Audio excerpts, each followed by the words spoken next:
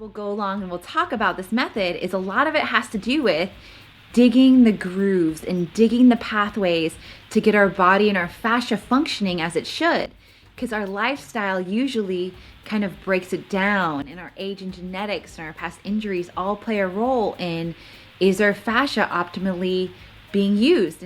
So we have something called the hand to shoulder connection. It addresses sliding of the shoulders on the rib cage. The initial movement we're going to go through, I'm going to show you right here. I'm going to expand me a little bit. Oh, here I am. Turn on your back muscles. We will bring our arms out to the side, both arms up to our side, and our palms up.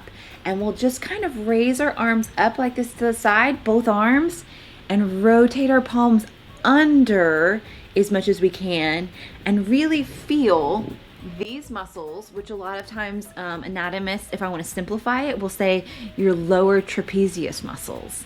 So we're activating those lower lats, the lower scapula, the down and back muscles, without jamming your shoulders down and back. I'm really stretching out, and then I'm just rotating them over to really feel that with the hand. Palmar and dorsal interossei, right? So like, when do we ever hear about that?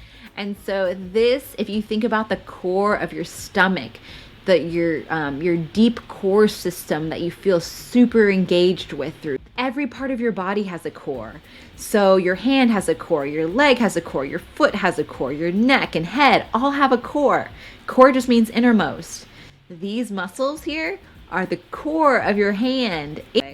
And I'm going to show you with my hand. I'm going to do kind of two motions in one. I'm going to kind of squeeze the palmar and ossei together, and then also extend the fingers back. So I'm just squeezing and extending back. Squeezing and extending back. Squeezing and extending back.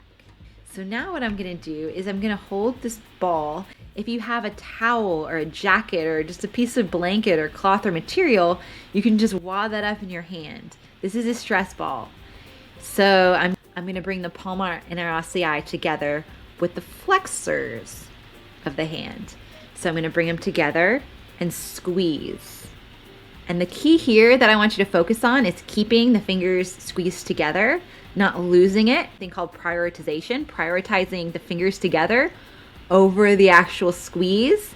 So the squeeze is not going to feel as strong because you're really strongly prioritizing the fingers together as you squeeze. Okay. We're going to come back to this thing that we did with our arm, where we bring our arm down and back to feel our back muscles, and the hand squeeze here. Put the ball or the jacket or the blanket, towel in our hand, and we're going to get into this position with our arms out and up again. But this time we're going to keep a firm grip on the ball, but prioritizing those fingers together over everything else.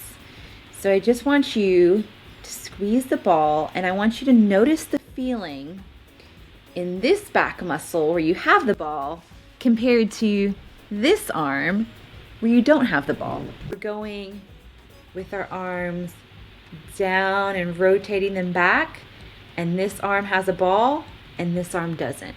And we're just keeping our fingers together, squeezing, and we're just noticing the difference between the ball side of our scapula and the other one. Bring it out, squeeze it down, notice the difference. If you're here and you're standing up, I'm reaching over through here, over through the rib cage. So I can combine the two, and I could reach out and over while keeping the fingers contracted and together. So we went through the range of motion of protraction through our scapula, but also translation of our rib cage. Combine that with a hand activation, and we can now start to get a really powerful feeling in our side, a really connectedness